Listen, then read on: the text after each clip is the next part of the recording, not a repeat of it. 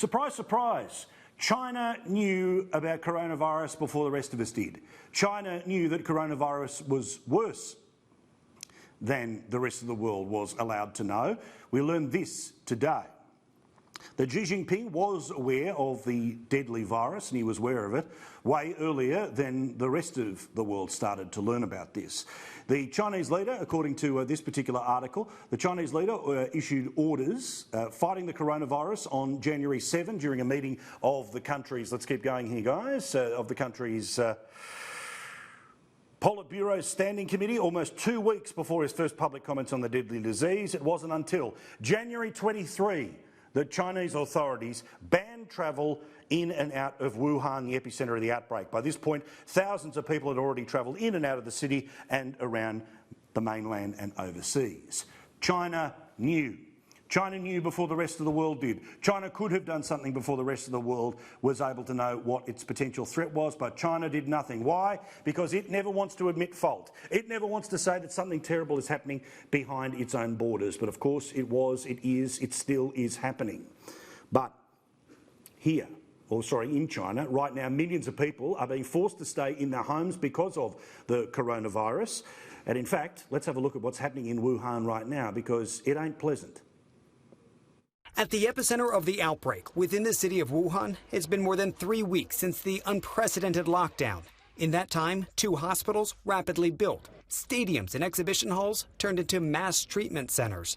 But CNN found desperate pleas for help growing louder. Residents suffering with apparent symptoms of the novel coronavirus. By phone, Gao Jing told us she rushed her elderly mother to the hospital as soon as she started feeling sick. Instead, she says her mom was sent home and told to contact her local neighborhood committee.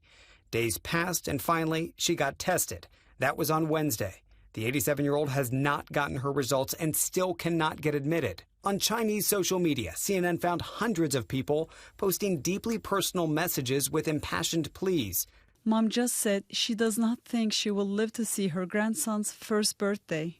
I can lose everything, but I can't lose my mom and dad. I'm begging the government, begging all the kind people out there, please help me.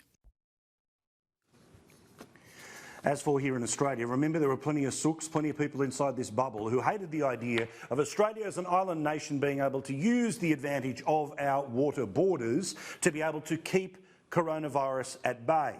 Anyone who was in Wuhan ended up going to Christmas Island, and I've got some good news for you. Because a lot of people are about to come off Christmas Island. Why? Because they have not been infected as a result of being on Christmas Island. In fact, the first evacuees, and I deliberately wanted to show you The Guardian doing this, because they would have hated writing every single syllable of this. The Prime Minister posted a thank you letter from a Chinese Australian woman who is in that facility saying thank you for the medical treatment, thank you for the security, because it meant that not only did she know she was safe, but when she could return to her community, she would know that they are safe as well. I hope over the weekend you did what we did on Thursday night's show, and it seemed to go down generally okay, except for the mouthful talking and a bit of chewing on TV. I hope you had some Chinese food this weekend, because as bad as the coronavirus is, as much of the lies that are coming out of Beijing because they don't want to make themselves look bad, as good as this government is at being able to keep the threat at bay, we need to support Australian business. That includes your local Chinese restaurant. So if you haven't already, do it right now. Pick up the phone while we're on the television. Support a local business. And to that theme, we are going to be supporting local business when we go, not too far from here, to Bateman's Bay later in the week to talk about the recovery process.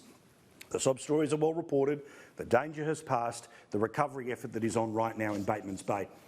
We'll be spending our dollars. I want you to spend yours tonight on ordering some Chinese food, because these are local Australian businesses employing Australians, and we want to make sure that that wonderful part of our culinary palette is there for us in weeks, months and decades to come.